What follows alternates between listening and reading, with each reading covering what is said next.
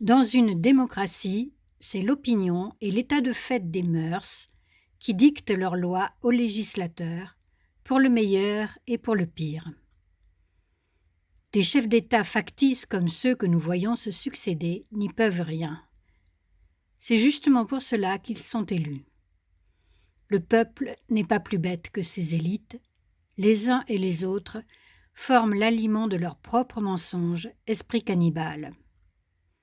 Mais quelque chose est beaucoup plus puissant que tout ce monde, l'esprit de vérité, qui travaille l'histoire et qui finit toujours, après d'âpres combats, par laisser tomber le pire, l'invivable, et par réagencer les forces en sauvant le vivable dont il révèle le visage.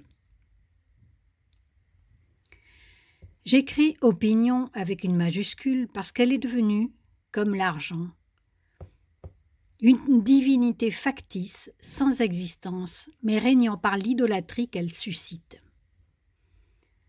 Au tournant des 6e et 5e siècles avant notre ère, Parménide, déjà rédigé dans sa langue, le grec, un fameux poème est toujours vivant, toujours interrogé et actuel, pour mettre en garde les hommes contre la doxa, l'opinion, qui n'a ni vérité ni réalité, contrairement à la pensée qui est l'être même.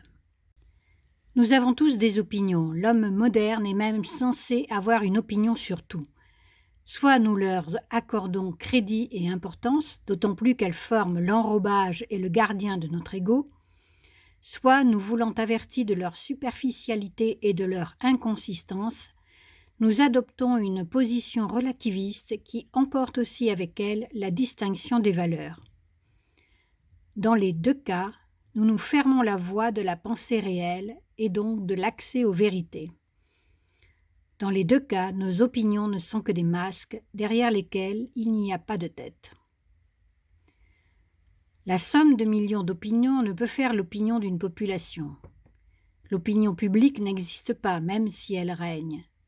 Les masques sont multiples dans la population et pour chaque individu.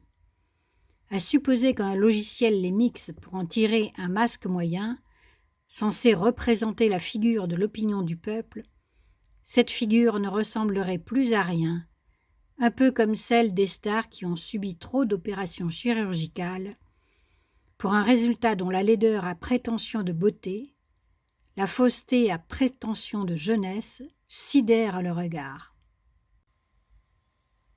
Ce qui est après tout un ressort possible des stars, le verbe siderari, signifiant en latin subir l'influence funeste des astres.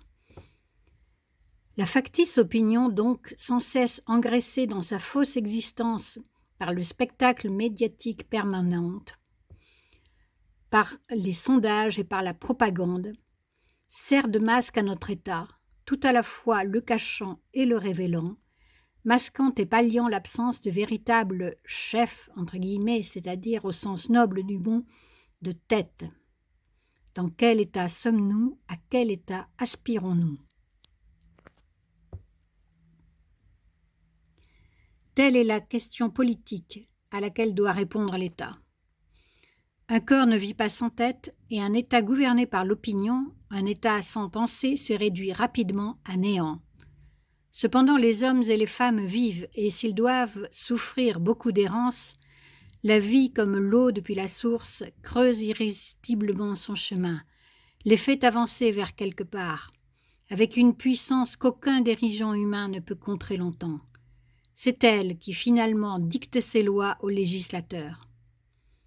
Ainsi, les idoles que sont l'argent et l'opinion s'avèrent-elles dotées d'un pouvoir aussi superficiel qu'elles sont elles-mêmes inconsistantes. Mais aussi longtemps que nous les sacralisons, soit en croyant, soit en athées de ces divinités, l'illusion en laquelle repose tout leur pouvoir perdure, et nous piétinons. L'affaire n'est pas nouvelle, c'est celle de l'humanité depuis ses débuts, et c'est aussi l'affaire de l'humain que de toujours de nouveau sortir de la sidération, bouger la voie, bouger les yeux et dégager la voie.